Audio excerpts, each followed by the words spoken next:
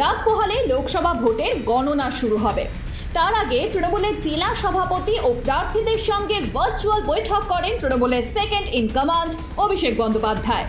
গণনা শেষ না হওয়া পর্যন্ত হাল ছাড়া যাবে না বলে বৈঠকে সাফ জানিয়ে দেন তিনি। তার নির্দেশ, গণনা কেন্দ্রে প্রার্থীদের ও কর্মীদের পাশে থাকতে হবে। এছাড়াও বুথ ফেরত সমীক্ষা নিয়ে বেশি ভাবনা চিন্তা না করারও নির্দেশ দেন তিনি।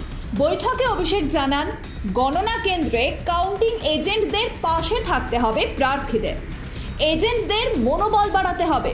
ফলাফল না বেরোনো পর্যন্ত কোনো এজেন্ট গণনা কেন্দ্র ছেড়ে বের হবেন না।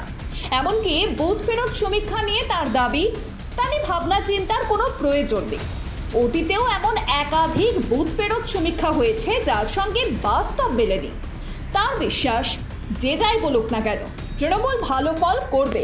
তাৎপর্যপূর্ণভাবে এদিনের বৈঠকে 2021 সালের বিধানসভা নির্বাচনে নন্দীগ্রামের ফলাফলেরও উল্লেখ করেন অভিষেক বন্দ্যোপাধ্যায়। জানান, নন্দীগ্রামের ঘটনার পুনরাবৃত্তি যেন এবারের লোকসভা নির্বাচনে না হয়। গণনা শেষ না হওয়া পর্যন্ত অতন্ত্র প্রহরীর মতো বসে থাকতে হবে বুথে। আর এই সময় অভিষেকের এই মন্তব্য যথেষ্ট গুরুত্বপূর্ণ বলেই মনে করা হচ্ছে। কারণ 2021 সালের বিধানসভা নির্বাচনে নন্দীগ্রাম কেন্দ্রে মুখোমুখি লড়াই করেন তৃণমূল নেত্রী মমতা বন্দ্যোপাধ্যায় এবং শুভেন্দু অধিকারী। ফল ঘোষণা হলে দেখা যায়, স্বল্প ব্যবধানে মমতা বন্দ্যোপাধ্যায়কে পরাজিত করেছেন শুভেন্দু অধিকারী। সেই নিয়ে আজও কাঁটা ছেঁড়া চলছে। বিষয়টি নিয়ে আদালতেও গিয়েছেন মমতা বন্দ্যোপাধ্যায়, যার নিষ্পত্তি হয়নি আজও। যদিও এই নিয়ে রাজনৈতিক মহলে প্রশ্ন উঠতে শুরু করেছে, তাহলে কি ভয় পেয়েছেন অভিষেক? ফল যে এবার আর ভালো হবে না তা আগে থেকেই কি বুঝে গিয়েছেন তিনি? শুধু কর্মীদের মনোবল বাড়াতেই মুখে জয়ের বুলি আওড়াচ্ছেন।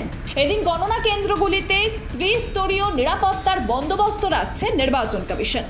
প্রথম স্তরে নিরাপত্তার দায়িত্বে থাকবে কেন্দ্রীয় বাহিনীর জওয়ানেরা। দ্বিতীয় স্তরে থাকবে কেন্দ্রীয় বাহিনী এবং রাজ্য পুলিশের সশস্ত্র বাহিনী। শেষ স্তরে নিরাপত্তার দায়িত্বে থাকবেন স্থানীয় থানার পুলিশ আধিকারিকরা। শুধু গণনা কেন্দ্রগুলিতেই নিরাপত্তার জন্য মোতায়েন করা হচ্ছে 92 কোম্পানির কেন্দ্রীয় বাহিনী। রাজ্যে মোট 55টি গণনা কেন্দ্র থাকবে। Bureau report, Ritam Bangla.